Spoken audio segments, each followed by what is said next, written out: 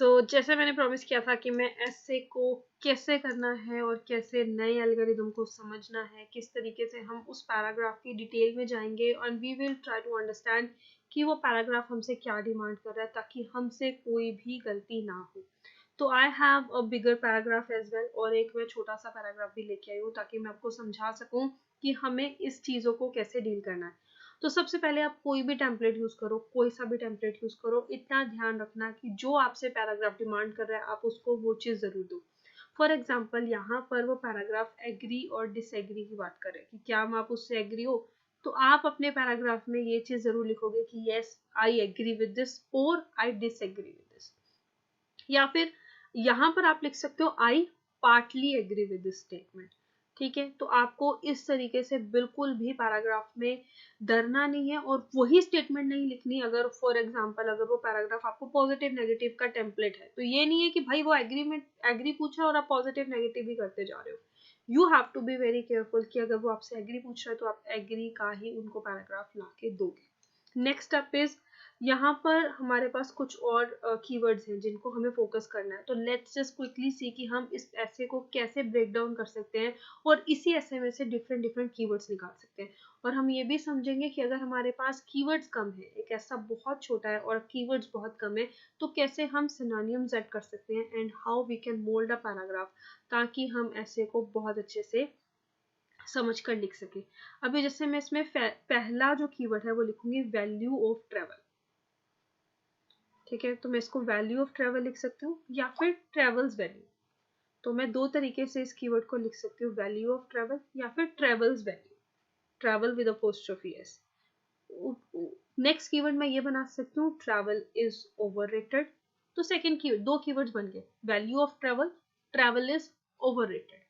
उसके बाद लिखा है some brilliant scholars know that this across the world without things, know things across the world without travel.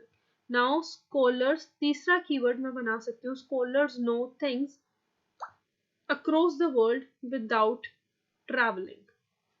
ठीक है जी, without even travelling the world, without travelling, without travel. तो आप इसको थर्ड कीवर्ड बना सकते हो, आप लेंदी भी बना सकते हो।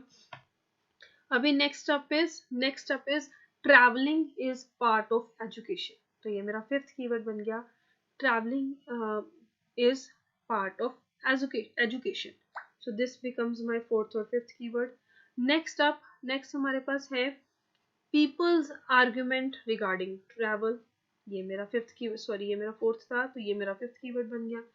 नेक्स्ट अप इज, मैं इससे और भी कीवर्ड निकाल सकती हूँ। याद रखना एक ऐसे में कम से कम आपको 9 से 10 कीवर्ड्स डालने चाहिए, जिसमें से आपके पास कम से कम 5 फ्रेजेस होने चाहिए। फ्रेजेस का मतलब जहां पर हम जैसे मैंने अभी ये फ्रेजेस लिखे, travel, value of travel, travel is overrated, brilliant scholars know things across the world without travelling, people's argument about traveling, traveling is part of education। ये तो हो गए phrases। कुछ हमें keywords भी इसमें डालने चाहिए, सिंपल सिंपल keywords, यानी कि one word में जो हम जिसको summarize कर सकेंगे।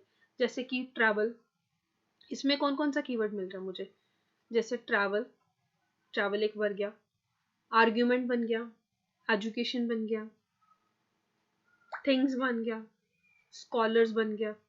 तो 5 कीवर्ड्स मैंने सिंपल सिंपल इसी में से बना दी। सो अपना कोई भी टेम्पलेट यूज करो, कोई भी टेम्पलेट यूज करो, बस इतना ध्यान रखना अपने टेम्पलेट को according to the passage mould करना मत भूलना।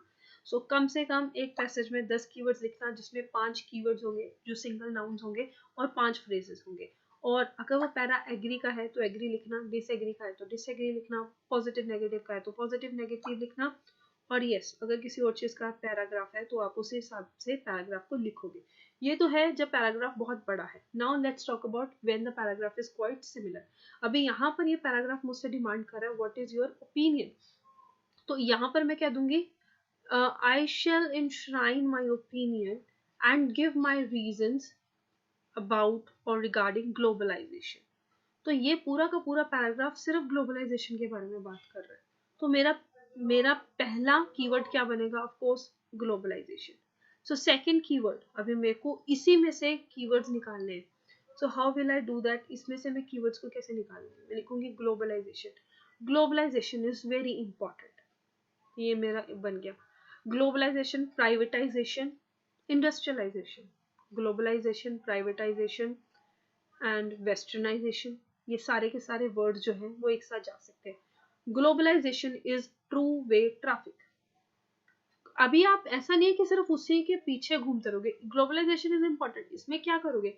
माई opinion regarding globalization, reason why globalization is increasing. With globalization, the world has become a global village.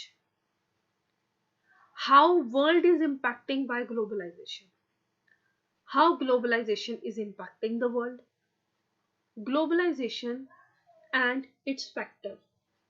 तो ये सारे तरीके के फ्रेजेस आप अपने कीवर्ड्स में ऐड कर सकते हो, और इसमें कीवर्ड्स भी लिख सकते हो जैसे ग्लोबलाइजेशन से मिलते जुलते, जैसे प्राइवेटाइजेशन, वेस्टर्नाइजेशन, मॉडर्नाइजेशन, इंडस्ट्रियलाइजेशन, और भी बहुत कुछ। तो आप इस तरीके से एक छोटे से छोटे पैराग्राफ को जिसमें सिर्फ एक ही कीवर्ड है और एक बड़े पैराग्राफ को जिसमें बहुत सारे कीवर्ड्स हैं ब्रेक डाउन करके अपने ऐसे तैयार कर सकते हो। तो दिस इज ऑल अबाउट। अगर आपको और भी कोई क्वेरी है, you can anytime join my Telegram channel or my WhatsApp channel. I will share the link in the comment box.